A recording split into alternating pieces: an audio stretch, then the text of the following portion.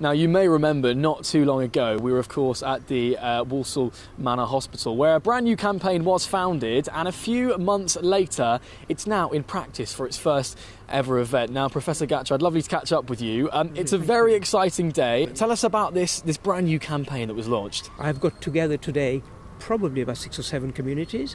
We've got Afghani community, we've got white communities, we will be having black communities, and we've also got people from Tesco, we've got the diving club. So we've got loads of people today. We should have about 50 people today to help clean the canal. We've cleaned a lot of it already over the last few weeks, but I'm hoping that over the next few weeks we'll be able to clear a lot of the rubbish that is in the canals. But most important is actually the education and awareness. Awareness that plastic is horrible to our environment. I think there's so much that we can do, and the more we raise profile, the better it's going to be for our future generations. Now, really quickly, of course, today marks the first of many.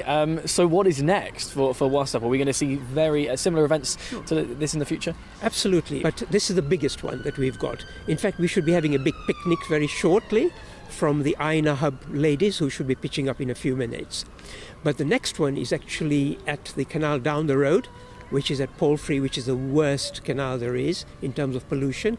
And McDonald's will be doing a monthly clean with us. Great. And they are sending us 22 people who are coming to clean the canal with the children, the secondary children, from the from Blue Coat School. So it should be quite a big event, even that. Not as big as this one, but watch the space. I think there'll be lots coming to that event as well. Well, Professor Gatrad, thank you very much. A very busy day, so we'll let you get off. And of course, it could not be done without a massive team of volunteers, of which we'll be meeting some of them in just a sec. Well, we are back down then on the canals of Walsall, and as you can see, there's a big team of people behind us as well, all gathered around, ready to set off for today's first big pick as part of the Walsall Against Single-Use Plastic campaign. Now, Karen, you are from Boldmere Divers, so what is your involvement in today's proceedings? Well, as a group of divers, we're really concerned about the environment because it's something that we actually dive in continually.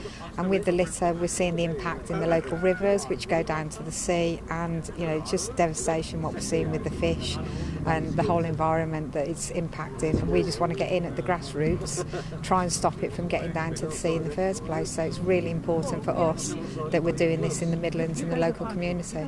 So what sort of thing are you seeing on a daily diving experience, and how long is that something that you've noticed as a real issue for you guys? Well, I've been diving probably for about 15 years now, and I've noticed the impact that it's seen. Initially that we didn't see very much, but now it's continual plastic bottles, paper bags, and non-existent, but you do see the plastic bags, which is absolutely horrendous, getting caught in all the trees. You've seen animals actually using the plastic bottles as somewhere to live, which is, horrible that we've eroded their environment, that they're having to use that as something to live in now. How much of an issue do you think that the single-use plastic issue is? And do you think people are quick to adopt, maybe simple lifestyle changes like today? Today's a good example of how we can kind of slowly start to work away some of that plastic waste. I think it certainly has. I know in our dive club we're more conscious of it. We don't use single plastics anymore. We've all gone over to using recycled stuff that's been recycled. So us as a diving community, we're definitely seeing the difference that we're changing ourselves, and we constantly spread that word to everybody who aren't divers and just say, look, this is what we're doing to our environment. Recycling's a big, massive thing through lots of different organisations now. So I believe Tesco's are trialling recycling units in different stores. So it is something that major supermarkets are looking at, the recycling.